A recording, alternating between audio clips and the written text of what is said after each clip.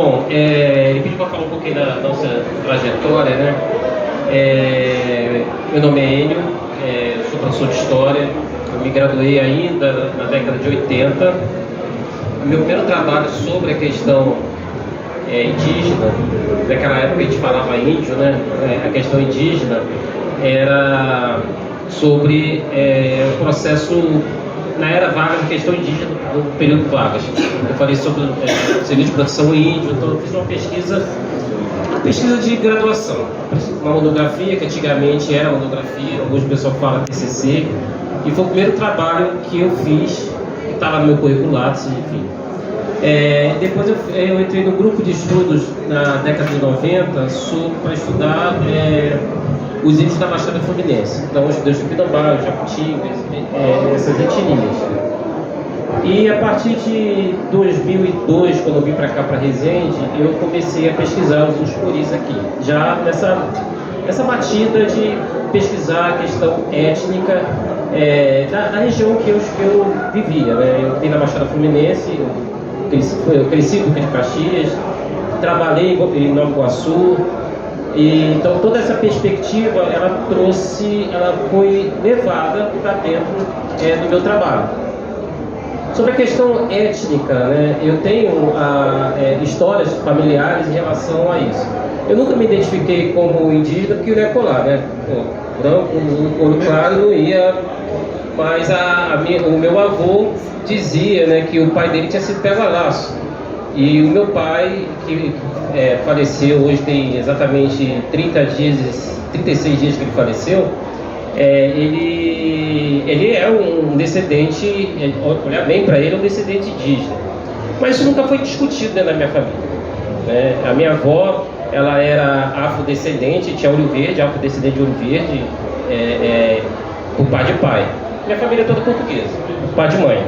Então eu nasci esse branco azedo aqui, com olho claro, então dentro dessa nunca me passou, e também não tinha, quando a gente começou a fazer esse tipo de pesquisa, não tinha essa questão da identificação étnica, isso não era uma bandeira dentro do processo de pesquisa. Então a partir daí eu fiz o mestrado, falei sobre o aldeamento de São Luís Beltrão, eu conheci o Marcelo. Antes de conhecer o Marcelo, eu conheci a pesquisa deles. Depois de conhecer o Marcelo, eu me formei na Severino Sombra em 2012. Teve um tempo que eu demorei nesse processo, nesse período de pós-graduação, para entrar no mestrado. Eu entrei só em 2012. Me formei em 1998. Olha quanto tempo. Eu não vou revelar aqui a minha idade aqui, uma questão de afirmação.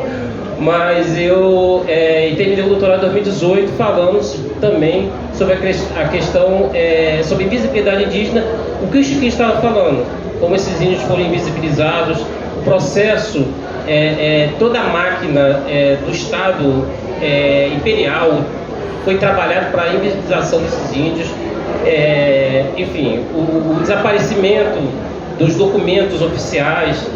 E, ao mesmo tempo, o povo continuava reconhecendo os puris aqui em Resende. Isso que é interessante perceber. Ele some dos documentos oficiais, mas ele continua presente no dia a dia. As pessoas reconheciam, ele é índio, não se falava indígena, né? Inclusive, essa questão, até 2018, a gente não tinha a menor restrição em chamar o indígena de índio.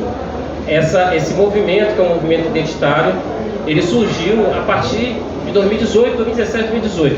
Mas na banca que eu passei, que o Marcelo estava na banca no dia, né, na apresentação da minha banca, estava o Dal Apuri, que é um das lideranças do movimento da Ressurgência Puri, ele estava presente também.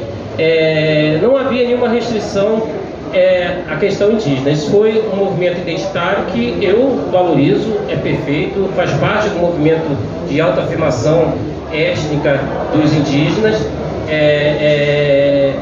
Mas ele começa a surgir a partir de 2017, 2018. Mas não tem, tanto é que todos os meus trabalhos até 2019 eu utilizo a palavra índio. Foi em 2019 que eu fiz um artigo e mandei para a Universidade de Tocantins. Eles mandaram corrigir o artigo e trocar o índio pelo indígena ou povos originários. Aí que eu me toquei, a coisa mudou.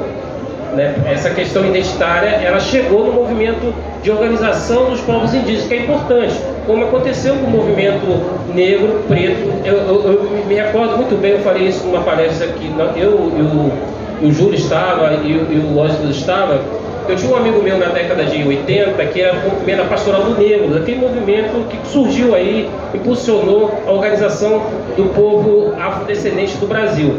Ele dizia para mim: olha, eu não sou preto, eu sou negro, que negro é raça, preto é cor. Agora você tem, se utiliza, o movimento utiliza a palavra preto, tem os que preferem utilizar a palavra negro. Então isso são questões identitárias que surgiram. Muito embora a gente pode perceber que a questão identitária, esse movimento identitário, ele surgiu na Europa. E foi um movimento que surgiu no pensamento xenófobo. Né? Então ele não é um movimento de extrema direita. Poucas pessoas sabem disso. Mas existem uns estudos que esse movimento identitário ele surge a partir daí, que era justamente o povo, a população francesa criou esse movimento justamente contra a imigração, principalmente a imigração africana, islâmica, que chegava na França e começou a ocupar muito espaço. Então houve esse movimento identitário, e aí depois ele foi abraçado pelos movimentos. É claro, as ciências humanas e sociais são interessantes por isso. Elas se adaptam, elas mudam, elas evoluem conforme a causa vai vão sustentando. E esses movimentos surgiram a partir daí. Bom, eu defendi a minha tese em 2018, foi um período bem difícil, eu estava em direção de escola, tive alopecia, fiquei quase careca, enfim, engordei pra caramba, e foi um período bem difícil para mim. Aí, depois que eu saí da direção da escola, ano passado, eu fui convidado para fazer o meu pós-doutoramento. Aí eu fiz uma outra vertente, eu comecei a trabalhar a história das políticas indigenistas, como elas nasceram, como é que elas surgiram, como é que elas evoluíram, da onde que elas vieram. E aí seria esse nosso bate-papo. A gente vai falar um pouquinho mais sobre esse trabalho, que é o último trabalho recente que eu terminei, que é falar sobre a evolução dessas políticas e como essas políticas elas foram decisivas nesse processo de visibilidade da população indígena, dos povos originários da nossa região. Então, a partir do momento que essas políticas, você tem as políticas, essas políticas se transformam em legislação. Então, você tem a política e a legislação que elas são construídas depois. E isso acaba gerando, impactando diretamente os povos originários aqui na nossa região. Uma coisa que começa ainda no século XV.